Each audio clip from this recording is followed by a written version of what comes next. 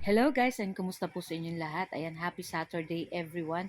So for today's video ay tara at samahan niyo po ako magluto nitong syempre napakasarap na sweet and sour tilapia. So ayan, pwede po kayong gumamit na kahit na anong klaseng isda. Syempre mas maganda pong sweet and sour is yung malalaking isda. Ayan, tulad nitong tilapia, ayan, pwede po ito. Kahit yung mga yellowfin na malalaki po yung paka-slice, ayan, masasarap po yan na sweet and sour, yung mga lapu-lapu. Pero itong ginamit ko guys is tilapia kasi masarap naman po talaga ang tilapia. Kahit prito lang nga, masarap na talaga. So yun na nga guys, so nagprito muna tayo ng ating tilapia. So meron akong 3 piraso na malalaki po yung uh, malalaki itong ating tilapyang nabili. Kaya pahati ko sa gitna, ayan, tig 2 piraso ko. So, ayan na nga.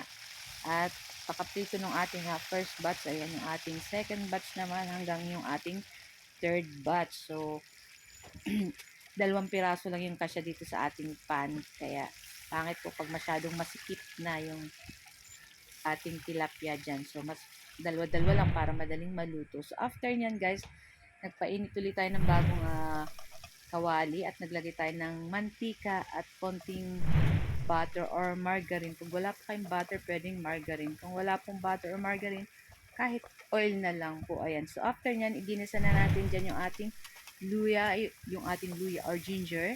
At pagkatapos, sinunod na rin natin dyan yung ating bawang at yung ating sibuyas. And sunod na rin natin dyan yung ating carrots. Ayan. So, yung ating carrots, in-stylean ko lang ng konti para maganda naman tingnan guys. O, diba?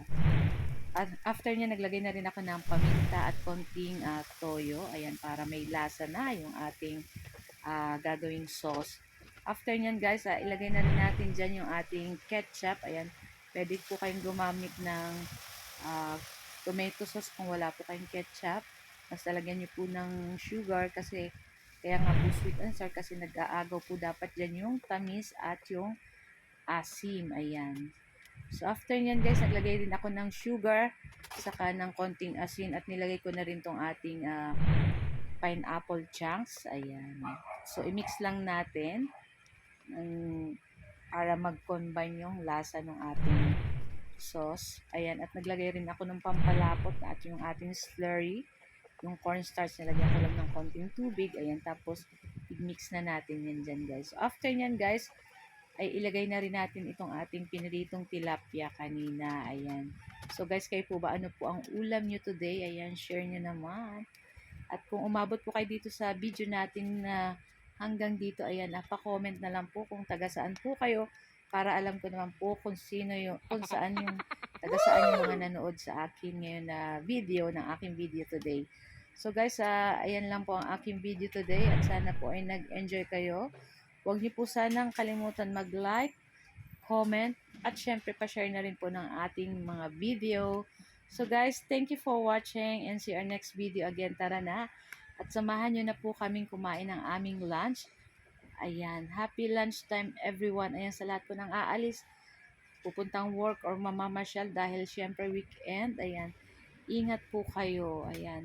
Nako guys, try nyo na po itong lutuin at napakasarap nito guys. So, syempre nilagyan din natin pala yan ng pipino para mas yummy at may gulay naman yung ating sweet and sour na tilapia. So guys, ito lang po ang aming video. Thank you! Ciao! Babu! See you next video. Kain na na!